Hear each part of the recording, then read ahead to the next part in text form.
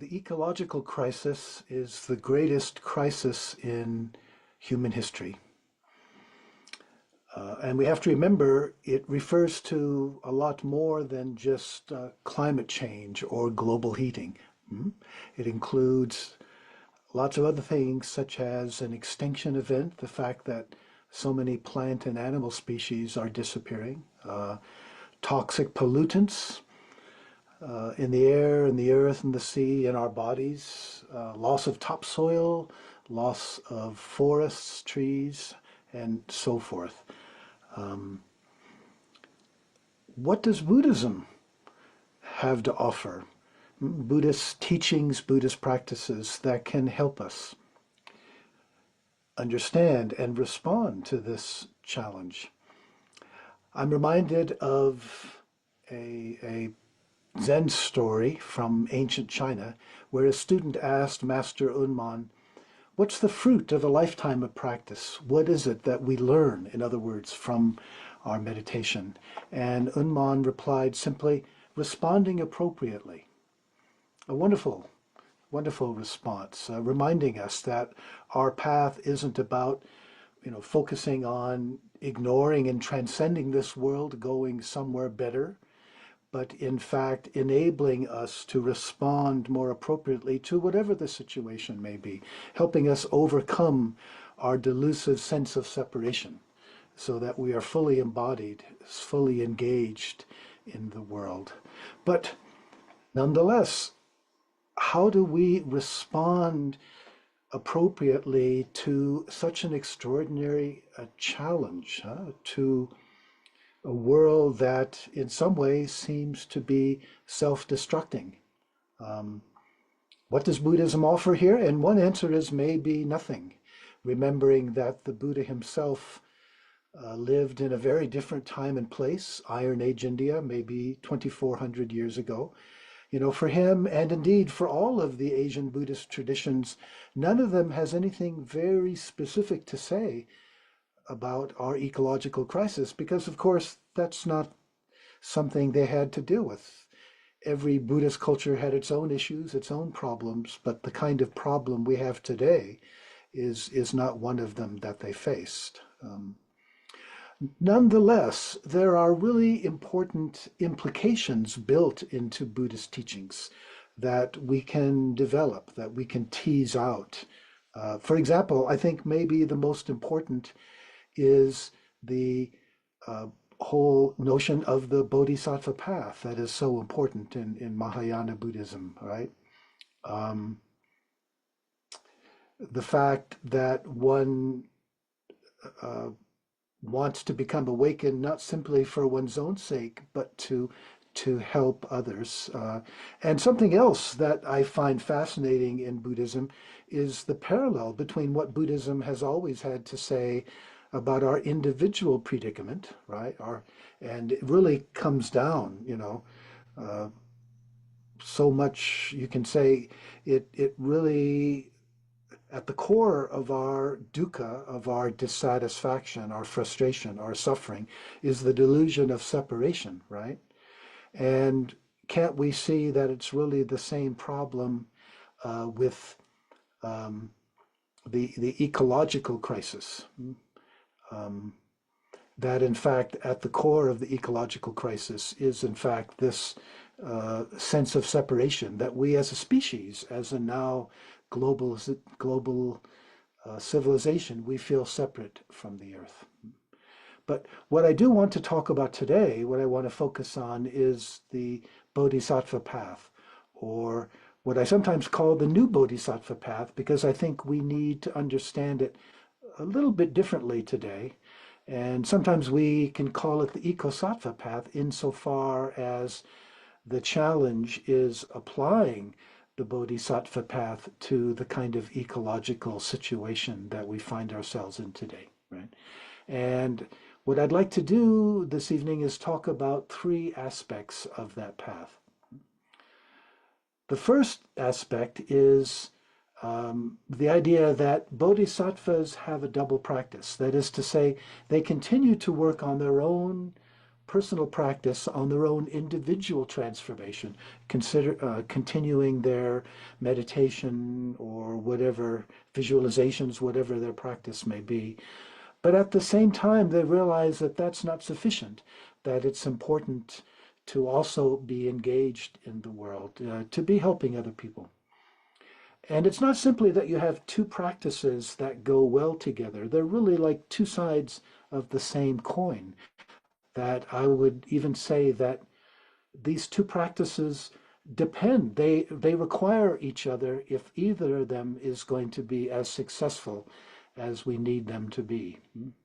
For example, I don't know if you listening to this are a social activist and ecological, ecosattva or anything, but uh, if you are, or if you know of somebody who's engaged in ecological activism, you know what a difficult path that is. It can be very frustrating because so often one works very hard uh, to promote some kind of transformation.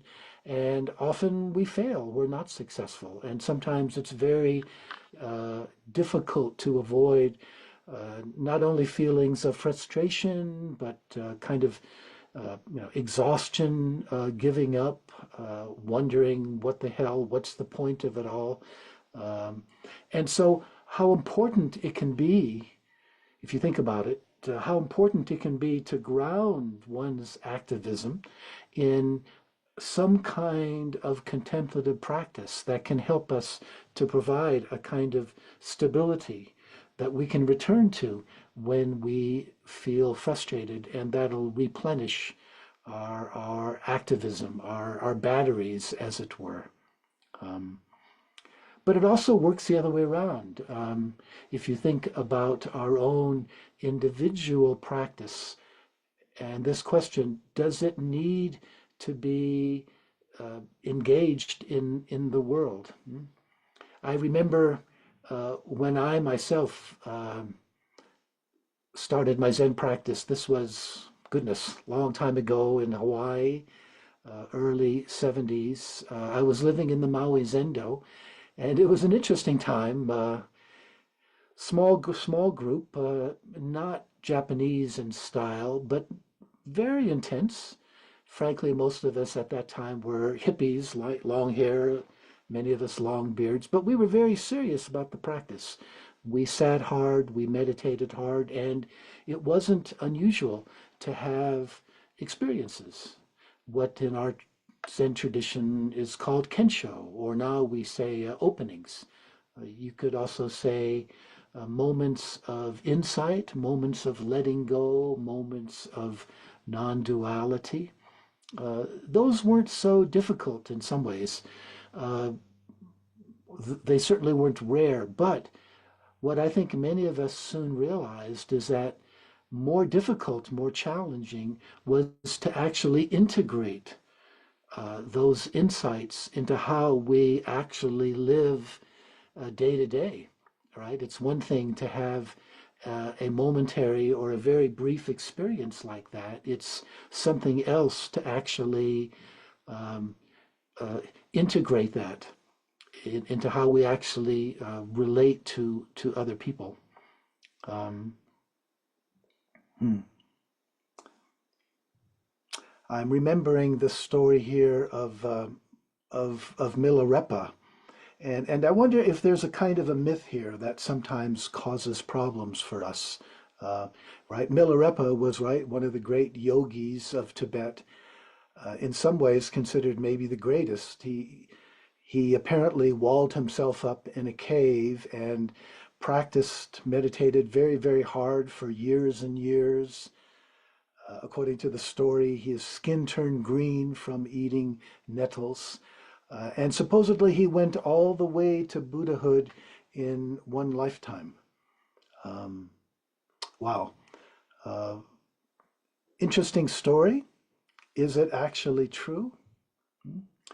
I'm reminded of something that Joanna Macy said, that the world has a role to play in our awakening. And, you know, is it the case that one we just go off and something happens in our minds, or isn't it the case that we actually need to engage with other people, that that interaction is an essential part of our practice? Let me grab a quotation here.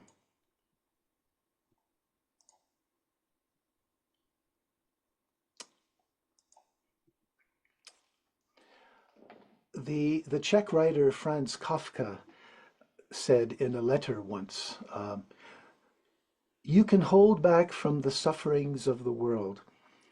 That is something that you can do. You're free to do it, but perhaps this very holding back is the one suffering you could avoid. Very interesting.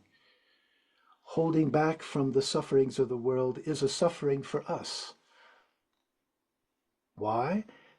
Because it reinforces that sense of separation, that sense of duality, the sense that I'm inside, you're outside, the rest of the world is over there, and therefore my own well-being is separate from the well-being of all of you, which is for Buddhism a profound delusion, a delusion at the core of our suffering.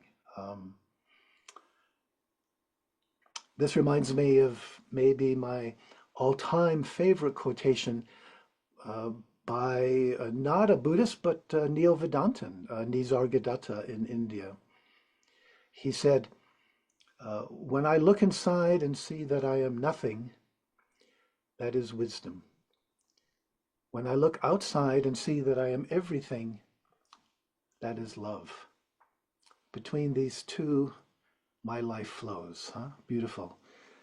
Realizing I'm nothing. You can say on the Buddhist path, we become nothing to realize the sense in which we are everything. Wisdom and love, or as we more often say in Buddhism, right? Wisdom and compassion. And the compassion here, it's not simply a feeling.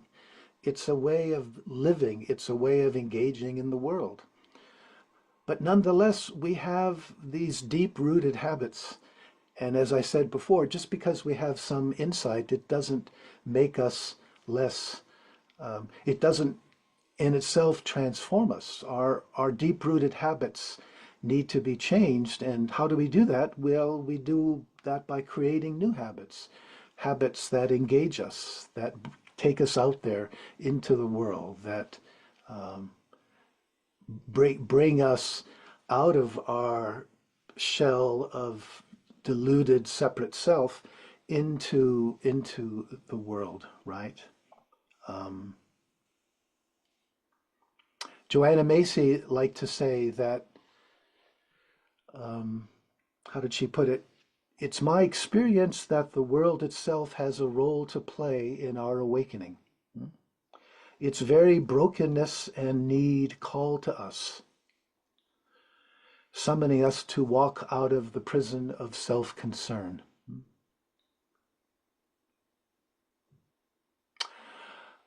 Baba Ram Dass, an American teacher, formerly Richard Alpert, an important figure in American spirituality, he liked to say to his students, so, you think you're enlightened, huh?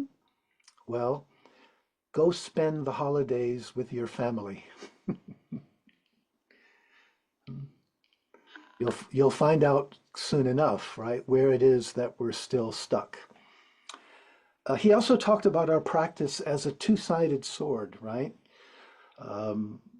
We meditate, things happen, we get insights into the world, into ourselves, and we go out into the world and we see where it is we're still stuck. So we come back and now we know what we need to work on. This kind of dialectic back and forth. So, and this is so important to realize because so often we hear, so often we're told, Buddhism, the spiritual path, don't get involved politically, or don't become socially active. That's a distraction from the path. Whereas what I'm emphasizing today is, it's really, I think, just the opposite. That the kind of engagement needed today ecological and otherwise, is not a distraction from the path, but actually an essential part of it. Because in the process of our engagement, we are also being transformed. You know, you could say that when a bodhisattva is engaged in ecological or social activism, the person who benefits most is the bodhisattva herself. As Kukai Daishi, also known as Kobo Daishi, the founder of the Japanese Shingon tradition, I think he summed it up very nicely when he said, the measure of our enlightenment is how we serve others. And at this point, we have to add to that. We're not just talking about other people. We're talking about the biosphere. We're talking about the earth. We're talking about all the other species and ecosystems, right? So that's the first point that I want to emphasize, that bodhisattvas, ecosattvas, they have this double-sided path, but they go essentially together. Let's not think of them as two paths. Let's think of them as I said, two sides of the same coin, which need each other.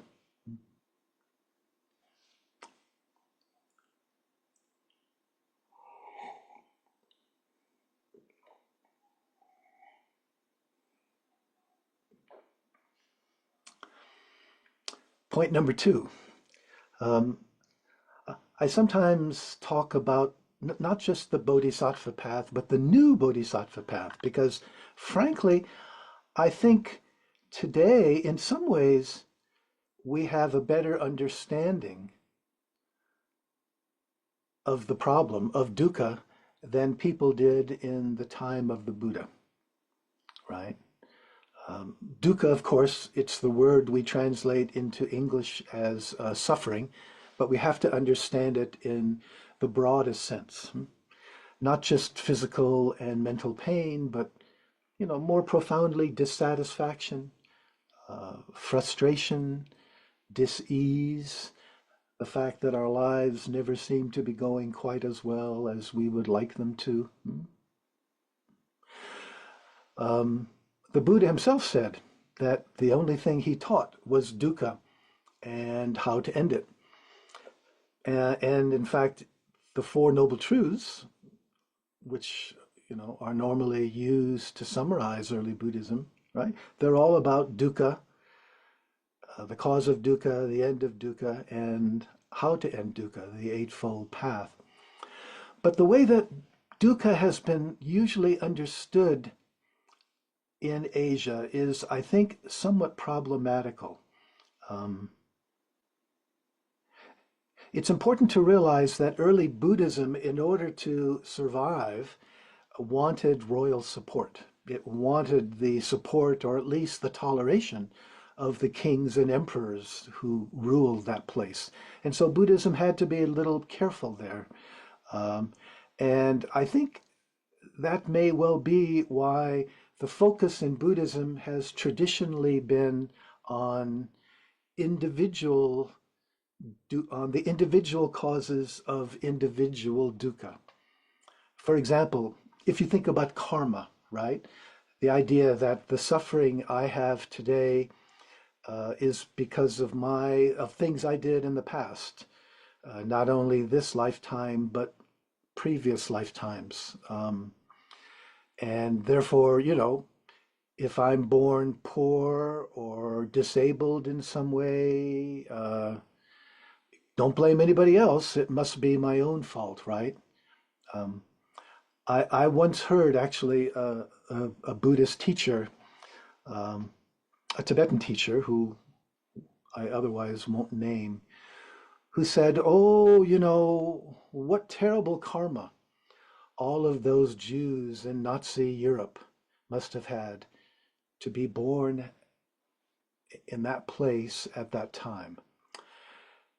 And I can understand that as a Buddhist way of thinking, but I also think it's unacceptable, right?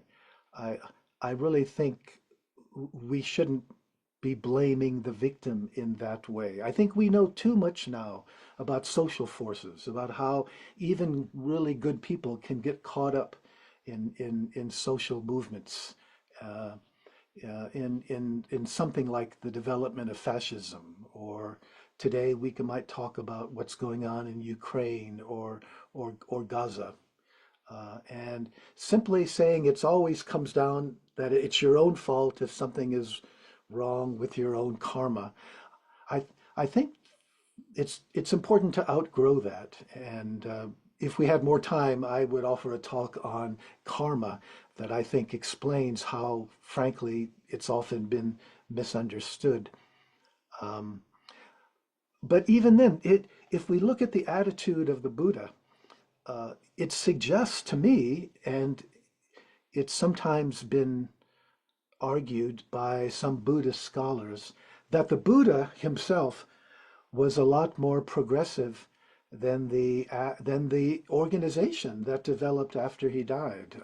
For example, um, when you joined the Buddhist order, right, the order that the Buddha created, people lost caste. Hmm? Caste at that time in India was, you know, not as important as it became later, but that's how the society was organized into different castes, uh, and very hierarchical. And yet the Buddha said, well, once you join the order, you lose caste. Everyone's the same, everyone's equal. You're not even supposed to talk about caste. Something very progressive for that time. And also what the Buddha said about women, uh, was it maybe even more progressive, right? At the time of the Buddha in Vedic India, the situation of women was very poor, right? They weren't allowed to take part in the main rituals, the Vedic rituals and sacrifices and so forth. Um, in fact, they could get into a lot of trouble if they did. Uh, but the Buddha, realizing that women have the same Buddha nature and the same potential to awaken as men, what did he do? He created not only a bhikkhu sangha for the men, he created a bhikkhuni sangha for the women, acknowledging they too could practice, could become enlightened. Unfortunately, after the Buddha died, um, basically patriarchy reasserted itself in a very strong way. And in most places, the Bhikkhuni Sangha died out. And basically, even today, I think it's fair to say every Asian Buddhist culture, not just the culture, but Buddhism, right? Every Asian form of Buddhism remains strongly patriarchal. I think that's changing to some degree now, but it is especially outside Asia, but it's still a problem in some cases, right? Um, but speaking more generally about dukkha and the causes of dukkha, I it seems to me that in the last generation of Buddhism in the United States, at least, I think that Buddhist practitioners, we have become a lot better in social engagement. We have become a lot better in seeing the importance of that. But the emphasis is still on individuals helping other individuals. Um, One way to say it is I think we have become a lot better at pulling drowning people out of the river. But what we're not necessarily much better at, where we still need to learn, is well, wait a minute, why are there so many more people drowning in the river these days, right? Who or what is pushing them in the river upstream? In other words, we need not just to think of individual suffering, but we need to look at the social and ecological forms of suffering. Um, Bill McKibben, an important American writer, eco-activist, founder of 350.org, um, When he was in Paris for the climate talks, oh goodness, maybe 10 years ago now, somebody approached him and said, well, what can I do as an individual? You and I as individuals, what can we really do to address the ecological crisis? And he replied, stop being an individual. Very interesting. Obviously, there are things we need to do as individuals. It's important to reduce our carbon footprint, for example, but it's also true that we have institutionalized problems, right? The role of fossil fuel corporations and their influence on government. We can't simply respond as individuals. We have to come together. We have to work together. And that means, of course, that we have to have strong sanghas, which frankly, I think is still a weakness in American Zen or American Buddhism. Um, I can't say about South America, but here in the U.S., if you remember the three treasures, uh, the Buddha, the Dharma, the Sangha, right? I think it's fair to say in America we have a lot of teachers and we have a lot of teachings, not only books, but online stuff, retreats.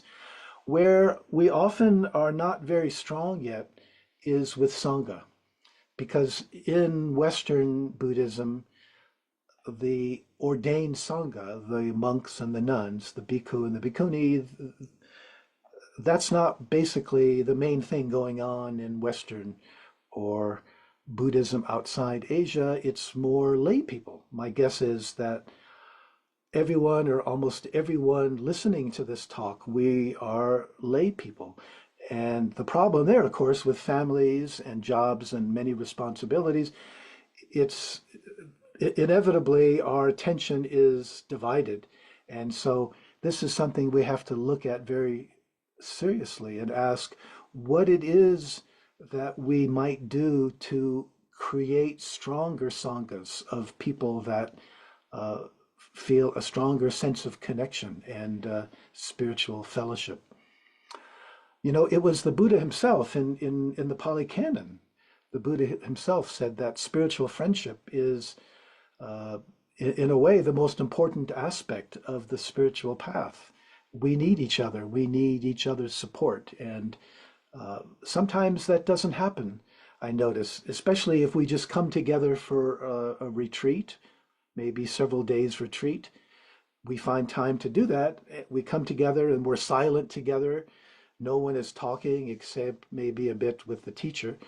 The teacher gives a talk, whatever. And maybe the only time that you're connecting with the other people is over tea at the end, and then everyone goes home. Well, you know, that's not creating a strong enough sense of Sangha, I think, especially looking into the future when, frankly, things could become much more difficult.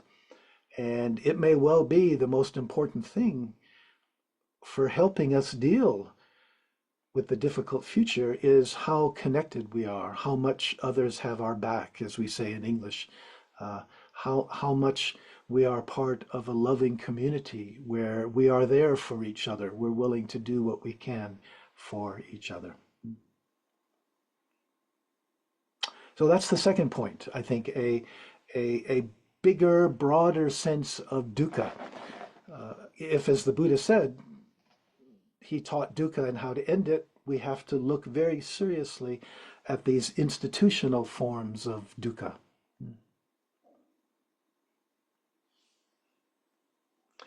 And respond appropriately, which means finding ways, better ways to work together to do that.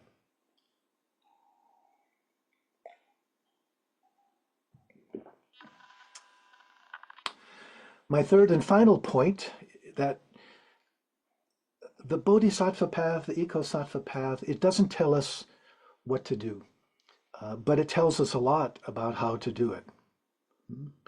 And of course, that makes sense, especially today when our situation is so different.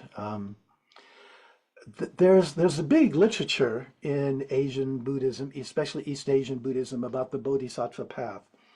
And it's interesting that traditionally, bodhisattvas don't follow the Eightfold Path of early Buddhism. Rather, they focus on developing to the highest possible degree six perfections or six character traits, right?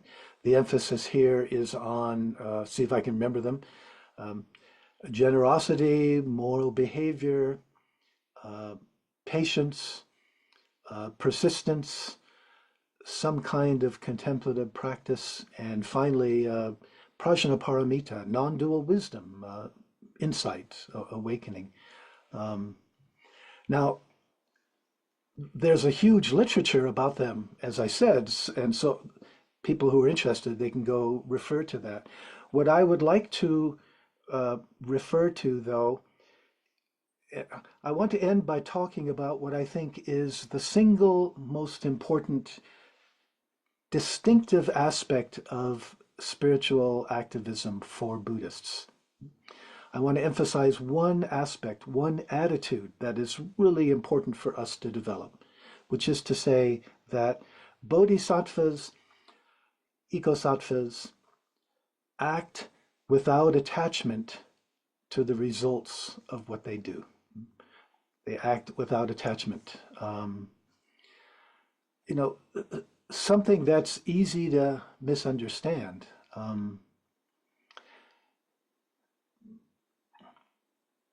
The Buddha himself, somewhere in the Pali Canon, he says that the actions of an enlightened person are nidasa, which is to say, without expectation, or you could even translate it without hope. And in the Tibetan Lojong training, one of the fundamental aphorisms or principles is abandon any hope or expectation of fruition. That is to say, what's going to happen. Don't get caught up in how you will be in the future. Stay in the present moment, which of course is, what our practice is always about, isn't it? When we're meditating, we're constantly coming back to the present moment, right? The problem, of course, is that this can easily be misunderstood and encourage a kind of a casual attitude toward our engagement. We might think what's really important is my intentions, right? Because Buddhism emphasizes our intentions, our motivations so much. We might think that's all that's important. It doesn't matter whether anything I do actually makes any difference. And of course, if that's our attitude, probably it won't, because we'll be acting in a very sort of casual way, right? It's important for us to be strategic. It's important for us to think clearly how we might make a difference. But it's also important for us to act without attachment. And let me try to elaborate what I think non-attachment in this case really means. And I'll conclude with that. Um, to begin with, consider the difference between running a race, two kinds of races, right? On the one hand, a 100-meter dash, and on the other hand, a marathon, which is what, 26 miles and something? Um, when you run a 100-meter dash, the only thing that's important is getting to the other end as quickly as possible. You don't have time to think about anything else, right? But you can't run a marathon in the same way, right? It doesn't work. You'll burn yourself out really quickly. It's important to pace yourself.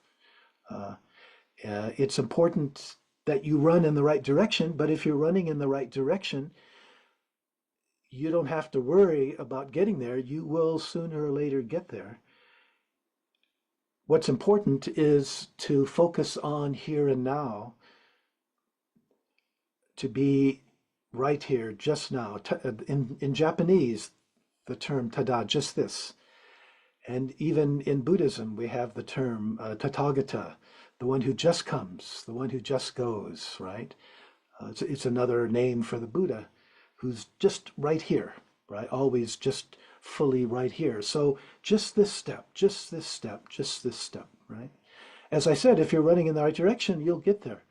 Focusing too much on the goal will actually become a kind of a distraction from what you need to do.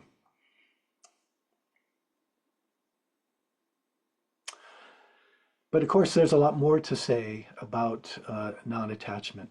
Marathons are long races, but sooner or later you get to the end. What about a race, or let's say a path with no end? Here, what I'm thinking about is what in Zen, right, we call the four bodhisattva vows. The first vow, the most important, says very clearly, living beings are numberless, countless. I vow to save them all. I vow to help liberate them all. I vow to help them all realize their true nature.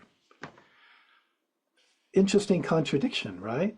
They're numberless, but I'm going to save them all. I'm vowing to save them all. I mean, is that crazy or what? It's a contradiction, isn't it? And actually, it's not.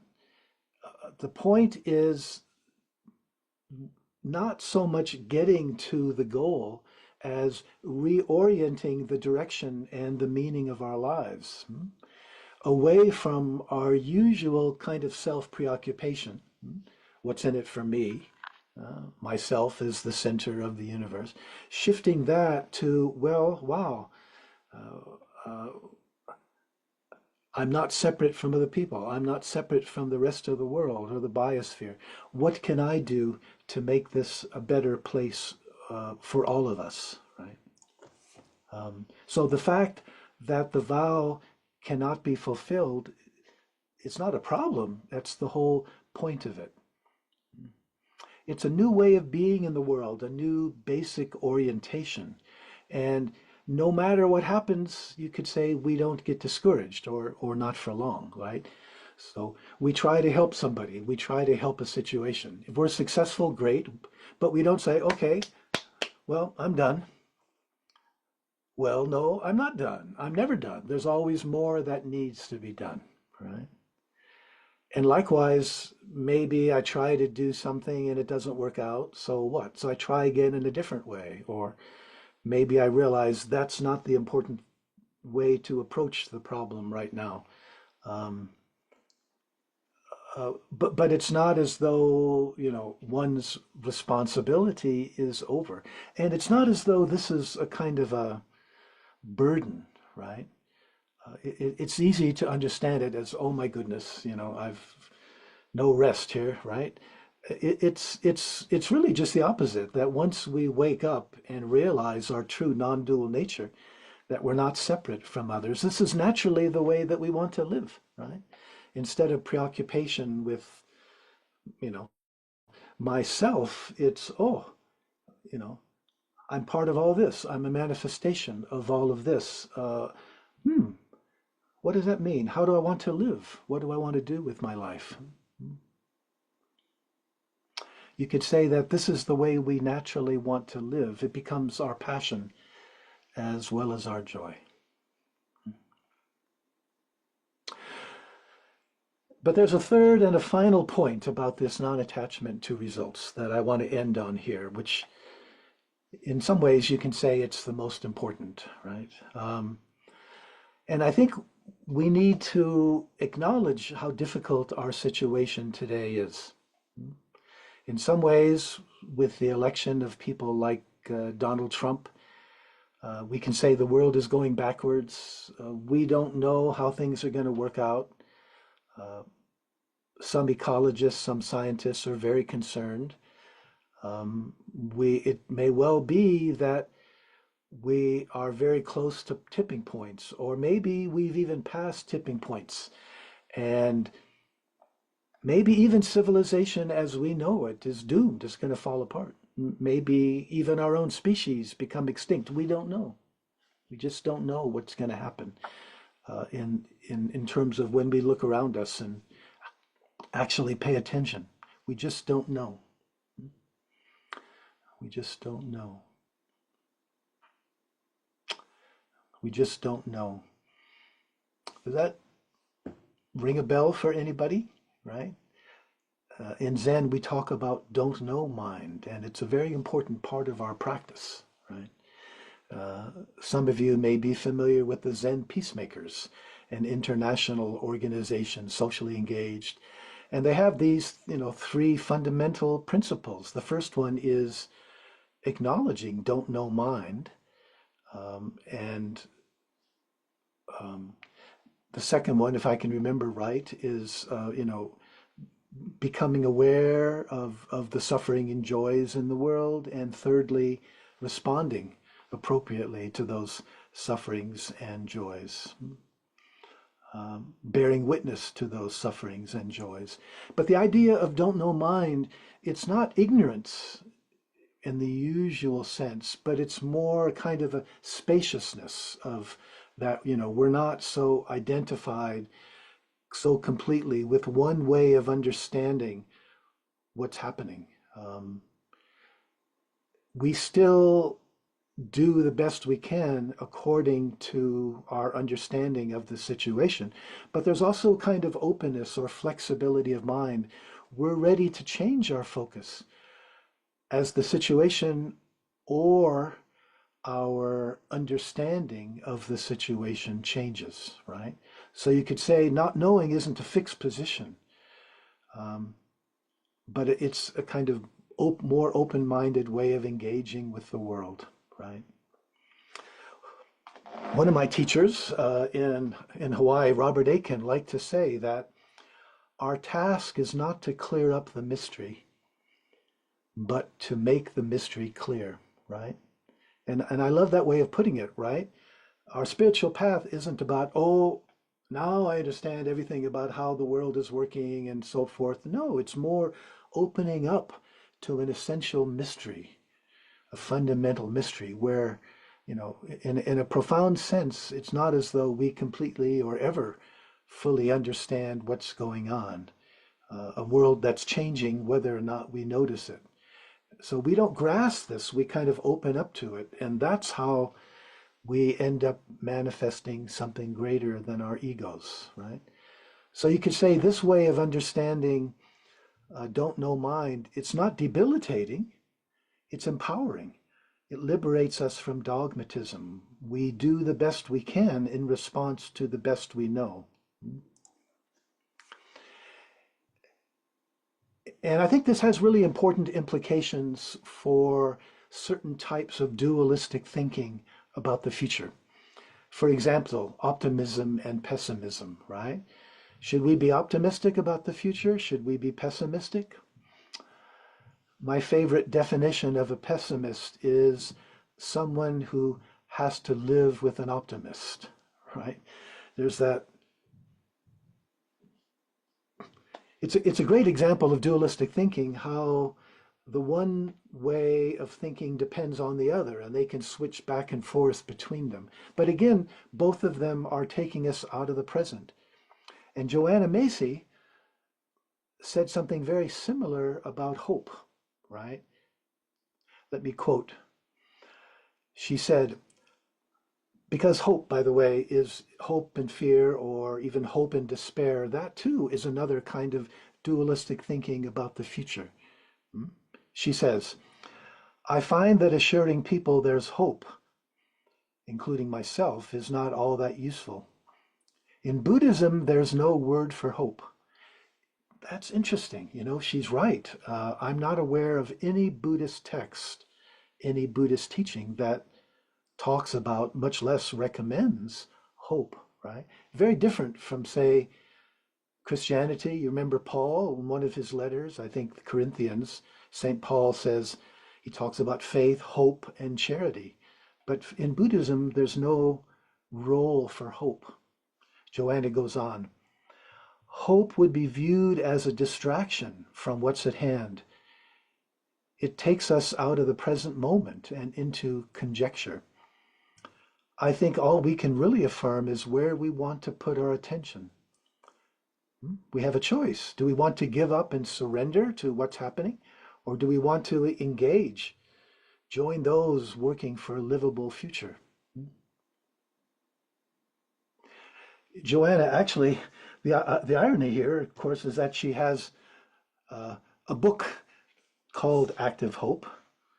Um, but the kind of hope that she recommends, it's not sort of sitting back and waiting to be passively saved by something, but rather a sense of potentiality, of that there are possibilities in the future that then inspire or motivate us to do what we can to try to realize them, right?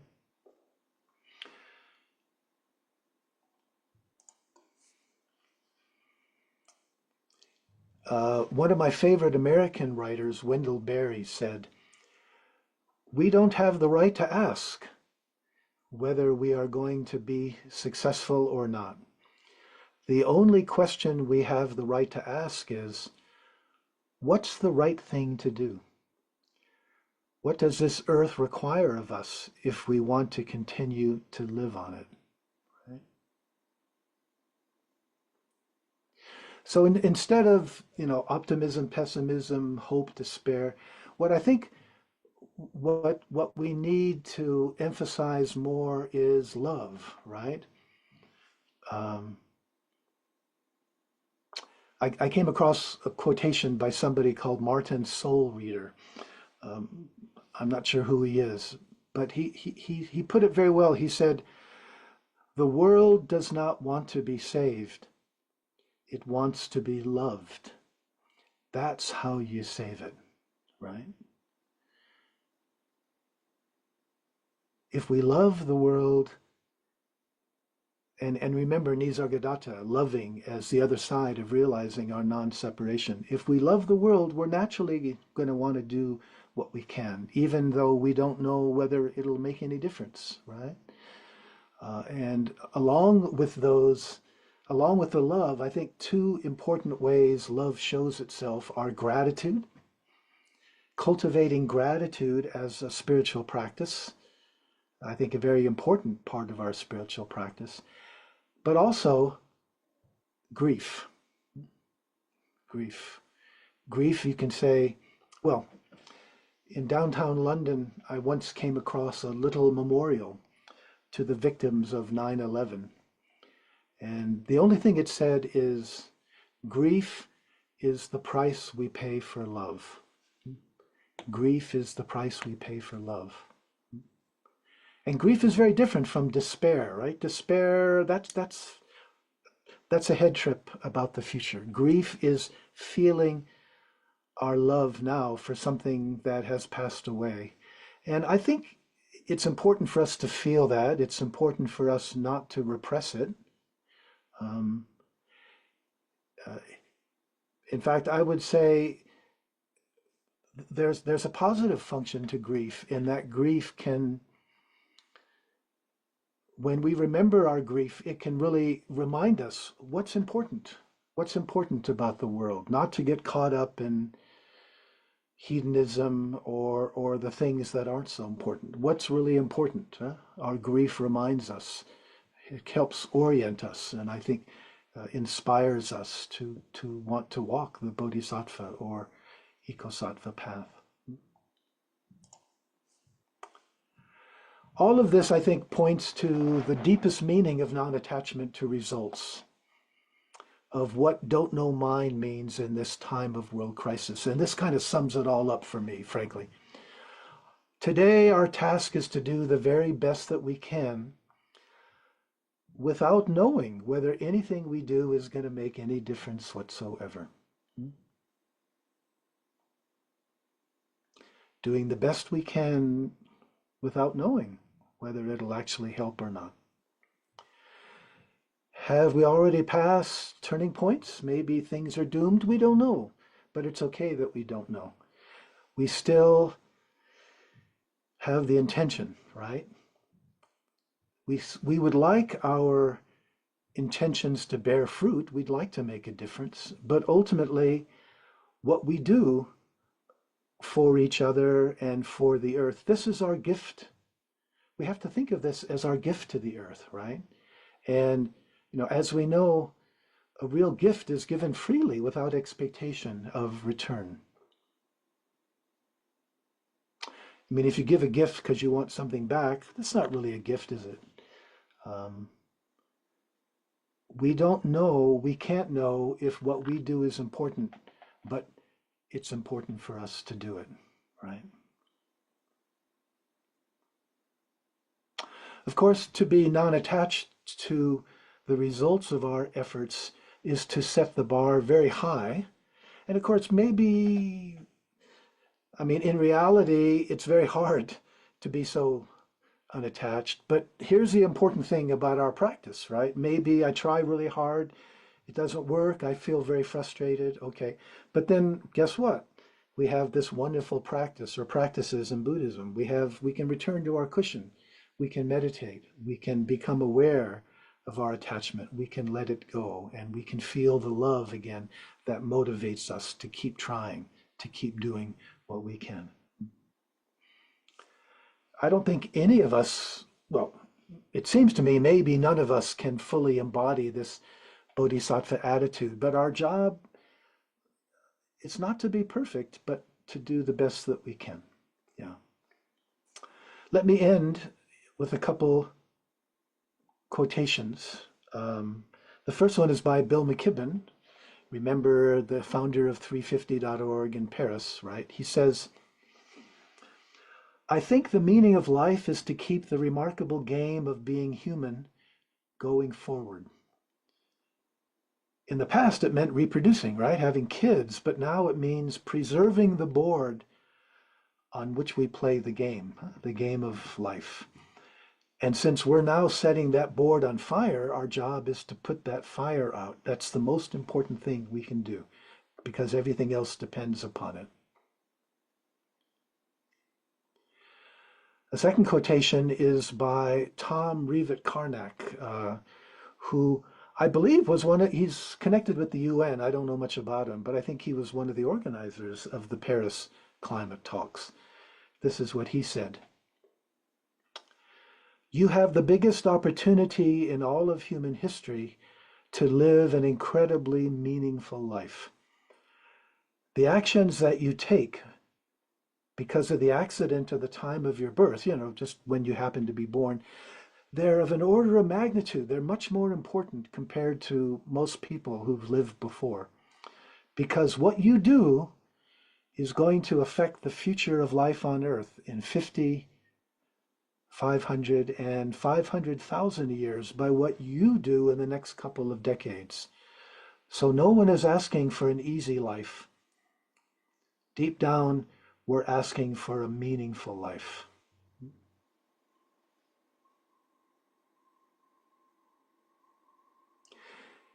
Frankly, it seems to me that if contemporary Buddhists don't want to do this, right, don't want to move in this direction, then maybe Buddhism isn't what the world needs right now. But what I've tried to point out in this talk, how I think that Buddhism has a great deal to offer that can help us understand and respond to what has become the greatest challenge that our species, humanity, has ever faced. Thank you.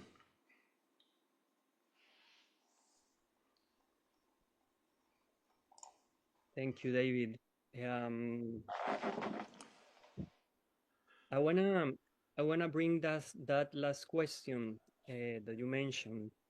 Buddhism is what the world needs right now, and you made that question in your book in Ecodharma, which is Hmm. translated into Spanish, I think. Hmm. Uh, and I wanna quote you. You say the ecological crisis is also a crisis for how we understand and practice Buddhism, Hmm. which today needs to clarify its essential meaning or its essential message, if it is to fulfill its liberative potential in our modern, secular, endangered world. Does Buddhism itself needs to wake up? So I was wondering that you mentioned in your second point how these kleshas or afflictions needs to expand to include the structural uh, causes of suffering or dukkha. But I think and I wanted to explore with you. I want to explore with you what do you see Buddhism needs to recreate, or how Buddhism needs to recreate itself to be in a position of responding appropriately to not just to the ecological crisis, because we're dealing with a how, uh, with a poly crisis, or some scientists say the Anthropocene, so Mm, uh, or the Capitalocene. But how do you see Buddhism needs to wake up? mm, mm. Yep, very, very important question. Um, and it's important to realize that this kind of question, that this kind of dialogue is actually essential to Buddhism itself. I mean, from the beginning, Buddhism has emphasized impermanence, insubstantiality, everything changing. And interestingly, that applies to Buddhism itself, right? We can see the way Buddhism has spread throughout Asia. It didn't just impose itself, but it interacted, and it became something different in different cultures because that was most helpful to the people in those cultures, right? So I'm a Zen student, Zen practitioner. The Buddha didn't teach Zen, right? The Buddha, uh, Zen is something that evolved in China and then spread to Korea and Japan. So this concern about how Buddhism might need to change today, I think this is being true to the essence of Buddhism, because in a way, Buddhism has always asked that question. It encourages us to ask that question. But here's the other thing.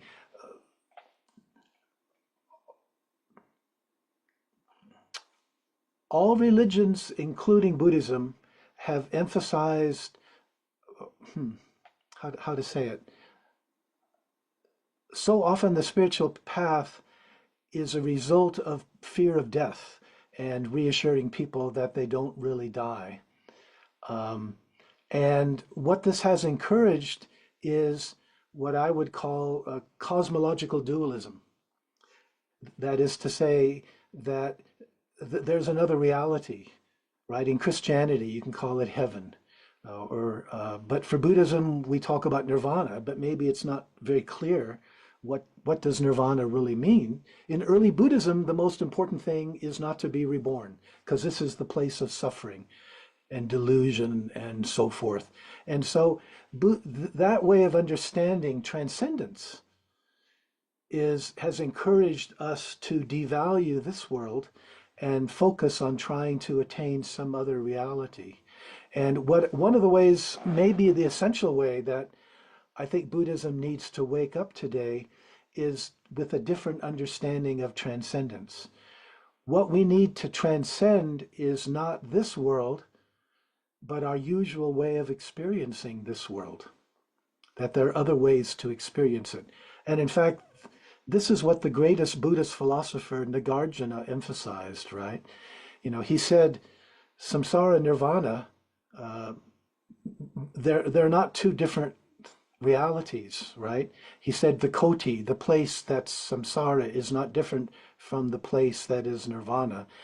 What I think we need to wake up to is the realization that our spiritual path isn't about devaluing, escaping this world, but it's the realization that through our practice, we can come to realize this world in a very different way.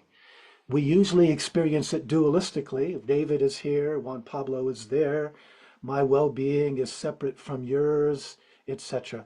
And what we need to do when we let go of ourselves, as Zen in particular emphasizes, then we end up living in a transformed world. And uh, what naturally goes along with this, of course, is ecological engagement, right? That we're not simply trying to not be reborn here, but if we actually feel non-dual with this world, then we're naturally going to love it and want to do everything that we possibly can to promote its well-being and to heal our relationship with it. Yeah. Does that does that respond to your question? Yeah, and I think I wrote a piece for the forthcoming book that Elvira mentioned before, the Buddhism and ecology in Latin American perspectives. And I see the ecological crisis as a challenge to Buddhism. So one of the challenges, I'm very inspired by you, that I mentioned is this philosophical ontological challenge where we need to maybe see again that ontological dualism. But I also feel that we need to look for other ways to practice, for liturgies or something like that. We need to create new ways of practice, and that's why the work that reconnects of Joanna Macy is very powerful for me. You know, it's a practice.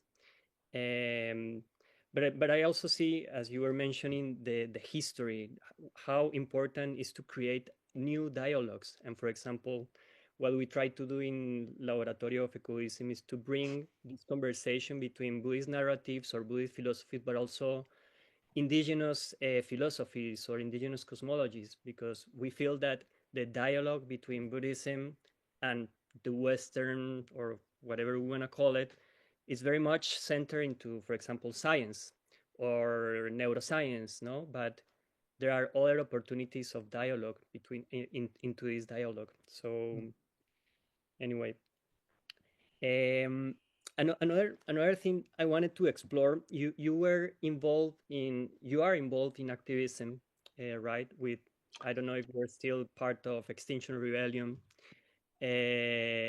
but you were involved in 2020 or 2021 maybe. And I was one, and there was a group in Extinction Rebellion inspired by Buddhism. Uh, and I want to explore with you um, this practical side of Buddhism. Like, how can we really go into activism? What are the you mentioned something like, for example, meditation can help activists to slow down, but is that everything? You know, is that everything we can do in Buddhism? Like, to like give something that helps activists, or is there something more powerful or that you see? And if you can mention this experience between with activism that you were involved. So Okay. Yeah. Um, Let me first go back to what you said in response to what I said, because you were asking about like Buddhist practices themselves.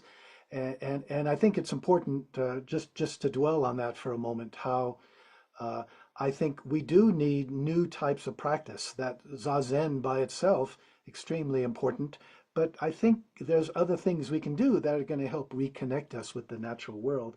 Um, in the Ecodharma retreats that I've done at the Ecodharma Center here in Colorado, um, we do some of Joanna Macy's practices, especially the Truth Mandala, where people share their feelings of grief, anger, fear, confusion about what's happening, and that seems to be a really important practice because many of us I think are somewhat repressed.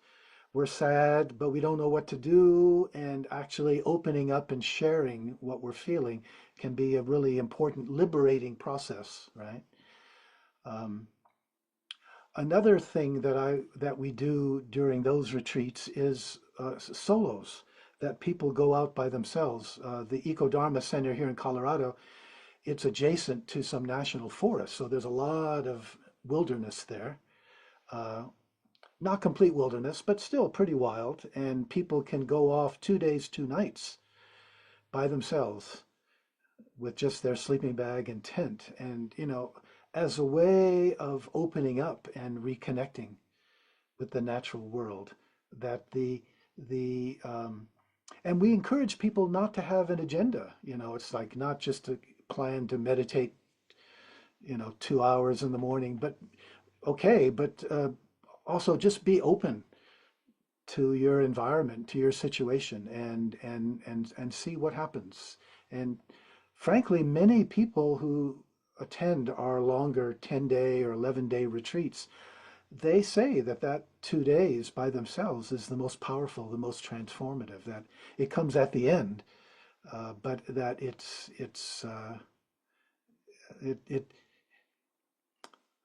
wonderful things happen. At the end of it, we all come back together and share, and lots of stories, many of them very funny, about things that have happened and how that I think that's been an important way of reconnecting. Yeah.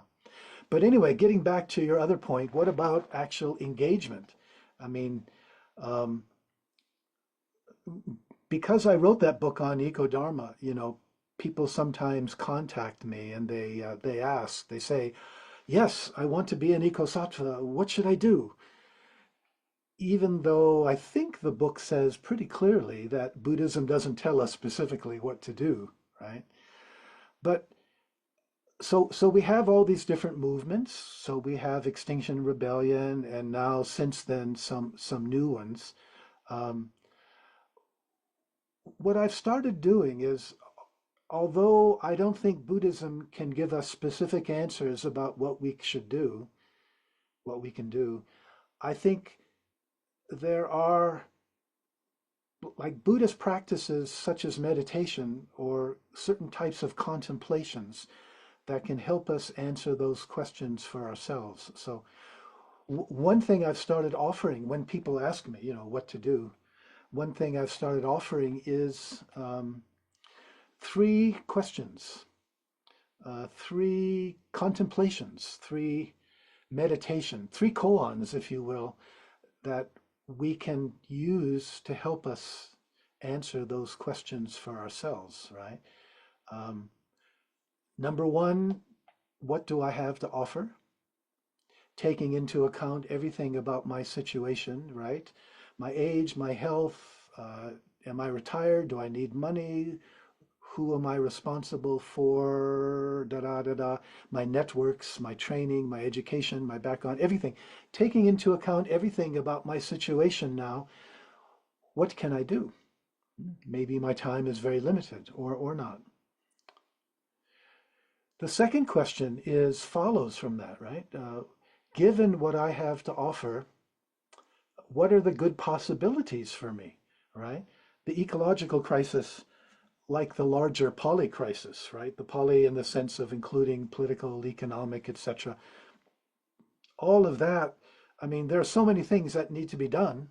And obviously, if we try to do too much, we're going to wear ourselves thin, burn ourselves out. So we really do need to focus on a couple things. But first we need to become aware of what are the good possibilities. This might involve some kind of research. Um, Often it's local, like here in Colorado, fracking, gas fracking is very common and very polluting. So that's something many people get engaged in. Um, in Australia, it might be the barrier reef or what's going on there, right? And then the third question, again, following from the first two, given what I have to offer and given what are the good possibilities for me, what calls to my heart? What do I feel pulled to do? What do I feel asked to do, right? So this goes beyond ego, this goes beyond rational adding up pros and cons. It's more, yeah, what pulls me? What gives me energy or life or or love here? And of course, if that's what motivates us, we're more likely to work more deeply and maybe even be more successful. But the focus there is very much on, yeah, what do I feel pulled to do? So I think these three questions, they can't be answered in an afternoon, I don't think. I think we really need to take time. But if we really take the time to work on them, and by the way, groups can do it too. I know eco-dharma groups that will talk about these. But these three questions, what do I have to offer? What are the good possibilities for me? What calls to my heart? I think these three questions can be very helpful when it comes to deciding what we might actually do. Yeah. So the chat is now open for the audience to make the questions. If you want to make some questions to David, It can be in English or in Spanish. I can translate the questions for David. One more thing, David, that I wanted to explore is that I don't know if you see like a cultural change. I see that, or my perspective is that in 2020, before the pandemic, this climate movement was really, really strong. There was a lot of attention in the COPs, no? COP 25, 26, 27. But now, with the wars and with the genocide that is happening now in Palestine, I think that is kind of diminishing. And we were talking the other day with the Laboratorio. How can we approach these two, like they are related. We know that they are related, you know. But right now, I think, and I don't know if it is also your perspective, when we talk about ecological issues, they are not so received as like maybe 5 years ago. So how do you see it, like in your cultural analysis? The reception and the reception also in the Buddhist communities to speak about climate change or the Anthropocene or the ecological crisis, because what I feel personally right now is that there are more urgent things going on. For example, Palestina, no? So I don't know if you have a word to say about that. Yeah, I don't know if they are more urgent, but I think it's really important for us to acknowledge. I started out by saying that climate change is just part of a larger ecological crisis. But I also think we need to recognize that even the ecological crisis is just part of a much larger polycrisis of our civilization. Huh? Um, Almost 5 years ago, in the early days of COVID, Noam Chomsky, very important intellectual professor here in the US, Chomsky said that right now is the most dangerous time in human history. Wow, that's powerful, right? Let me say that again. Right now is the most dangerous time in human history, and I think he's right. But why did he say that? Actually, for him, the ecological was the first thing he mentioned, but that's only part of it. Um, he also mentioned uh, the danger of war, especially nuclear weapons. You know, we haven't used them in what, 80 years, but that's still a dangerous possibility.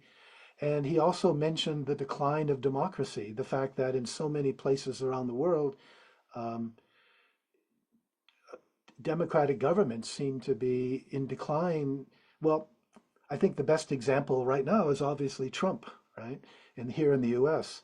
But you in South America, you're very familiar with this phenomenon for sure.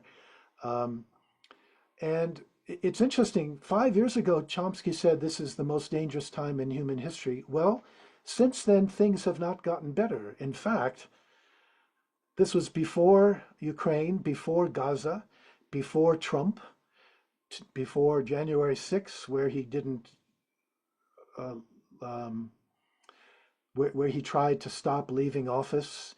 This before his reelection. So, what am I trying to emphasize here? We have a civilizational crisis, and we need to acknowledge it. That yes, climate change, ecological is urgent, but there's a lot of other things going on at the same time. And the fact that they have become so much worse, right? Uh, Gaza, Ukraine, Trump, etc. I think inevitably, to some extent, that is distracting our attention just because they kind of seem more immediate here. Like here in the US, Trump is doing something horrible like almost every day. And it's really, really hard to keep up with that. And so in a way, the focus shifts from just being an ecosattva to being a bodhisattva in general and acknowledging that the crisis. So basically what I'm saying in answer to what you said is, yes, I think that the focus has shifted, but it's based on the realization that what we're confronting today is like the greatest challenge, the turning point in world history, the turning point in the history of our species, which direction we're going to go, and we can't isolate out the ecological anymore. Yeah. Now, obviously, that's not something encouraging, but it's a reality that we're facing. Yeah. There are some questions from the audience. The first one is, how can we give continuity to these challenges or to these thoughts as a Buddhist community? Well, I think the important thing was the word community at the end of that, right? Um, for example, I'm very connected with the Mountain Cloud Zen Center in Santa Fe, New Mexico. Uh, they have a Zen Center, and then they also have an Eco-Dharma group. And they meet regularly to educate themselves and to talk about things, including what they should do. But I think it's the cultivation of people coming together and sharing their concerns and then doing things together. I think that is absolutely essential. I also think it's important that it not be completely identified with the actual Zen center itself. In other words, we don't want to create Buddhist centers where, say, uh, the only people who are welcome are ecological activists. I think the centers should be open to anyone who wants to practice there, but also there should be the opportunity for activists, for bodhisattvas, to form within that their own group, their own community, and just by being together and sharing their concerns and doing things together. That creates relationship, it creates sangha, it creates some powerful um, directions together. I think that is absolutely essential. Mm. If we're just acting out of isolation, we're going to get burned out and frustrated very quickly. But if we can find ways to create community and work together, it's very different. Yeah. Thank you, David. There's a question from Monica. She appreciates very much this relationship between ecological activism and Buddhism. And if you can elaborate on that relationship between Buddhism and ecological or political activism, will be she will be very grateful. Well, hopefully that's what my talk was about in general, right? How traditionally, and I guess we can relate it to what we were saying about transcendence in our discussion. How so traditionally Buddhism in Asia has often encouraged withdrawal from the world. Let the world go. Don't get involved politically, and just find your own salvation, your own enlightenment. And I think what's clear now is that that understanding of Buddhism and that understanding of religion generally, that's something we have to transcend. That's something that we have to grow out of. That the spiritual path, in fact, this is the subject of my new book, to put in a plug for my new book next May, right? The spiritual path is not about transcending this world, it's about transcending the usual way, the usual dualistic way we experience it. And that new way of experiencing the world, and I'm going to emphasize here the non-duality, non-separation, that we're not independent of each other, we're interconnected, we're part of each other. This realization, I think, naturally encourages an appreciation of the natural world and the kind of engagement that's necessary today. So I, I think this is an interesting time. It's a crisis point not only for the earth, for our civilization, it's a crisis point for Buddhism, and all the other religions that have focused so much on let's go somewhere better. This is just a place to qualify for somewhere better. It's time to grow out of that and to realize this real path is about changing how we experience the world, and then in response to that, engaging with the world in a very different, more non-dual, more bodhisattva way. Yeah. Thank you, David. Yeah, we have time for just one more question. And Carmen asks about the relationship between what you say and the and patriarchy, and if Buddhism can be nurtured by feminist epistemologies or by feminist philosophies. So, do you have something to say about that? It's interesting. Yeah. Some people like, I think Joseph no, not Joseph Campbell. Uh, anyway, some American Buddhist teachers have talked about the feminization of American Buddhism, and it's interesting. My personal experience is that whenever I give a talk or a workshop or a lecture, it's at least two-thirds Buddhists. Sometimes, and there was one, I was in Europe last month. There was one, I don't remember which one now, uh, where I gave a talk and it was three-quarters Buddhism. Interesting. I asked my wife about that, and I asked her, is it because I'm so good looking? And she said no. So I don't think it's about me. I think it's about something has happened that women are really plugged into. Uh, you can also look at it from the other side. What's happened to the men? Where are the men? Why aren't the men being so engaged? Um, uh, but there's definitely a kind of a change of consciousness in the modern world. When I went to university way back in the 60s, at least two-thirds of the degrees were given by men, were given to men. Now that's reversed. Most in America, most college degrees, including graduate degrees, are with women. So there's this extraordinary change of consciousness that I think is going on, and it's happening in Buddhism too. In American Buddhism, for example, I think that within the Zen traditions and within the insight traditions, right, the lay Theravada, um, we have at least as many women teachers as men now. And maybe that's not true in Tibetan because of the reincarnated tulku, the men, and so forth.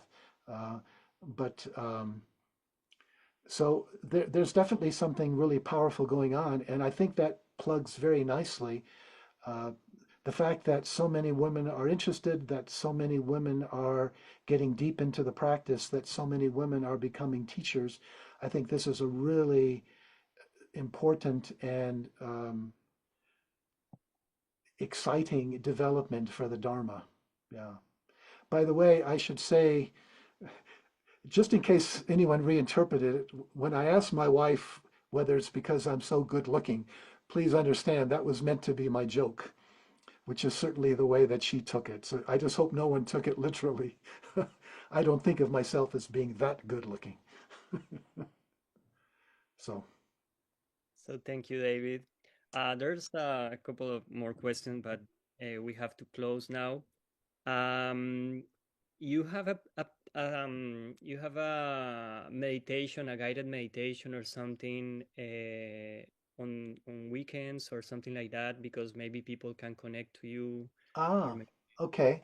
Actually, I could put that in the chat. So, right that would when be great. COVID started, seven of us teachers in the Boulder area decided to offer morning meditations. So Mhm. every morning at 8 o'clock, one of us is offering a meditation and usually what we call a dharmet, like a 5-10 minute Dharma talk. And I do it on Wednesday mornings. Uh, what I can do is call up here. I can put the link for all of those if anyone wants to follow up on that.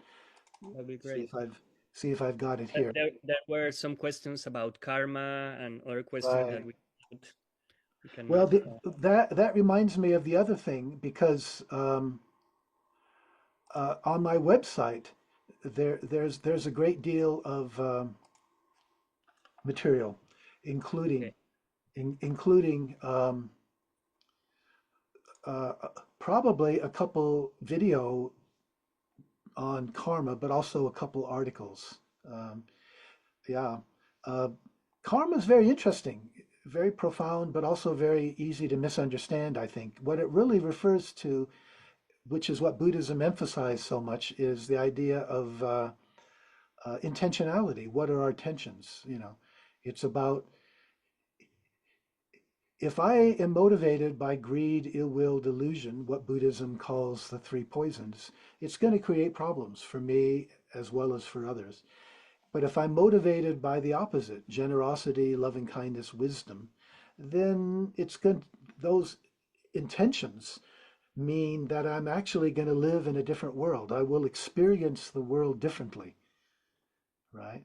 And I'll become a different person, but not only that, the world as I experience it and the way it responds to me, that too will be different. I think that's the essence of karma. Uh, but if somebody wants to follow up on that, I would recommend my website, davidloy.org, right? One word, davidloy.org. It's got a bunch of stuff on karma and lots of other things as well. Yeah. Well, thank you, David. Thank you for everyone who joined today. We appreciate very much your voice. As I was telling at the beginning, you are one of our elders. So thank you for your words and your wisdom. And I invite everyone who wants to turn on the camera to say hello and goodbye, and see you the next time we have a program, hopefully. And thank you, Mireia, for your translation. Thank you so much for making this possible. Elvira, Senko, all the people from LEP. You. Gracias. Gracias. Ciao, ciao. Ciao, ciao. Thank you very much, David. Bye, bye. Gracias, David. Mireia. Muchas Gracias. Gracias. Muchas gracias. Vinga, hasta que no se'ns veu, carinyo. Vinga, adeu, adiós. Adiós, adiós.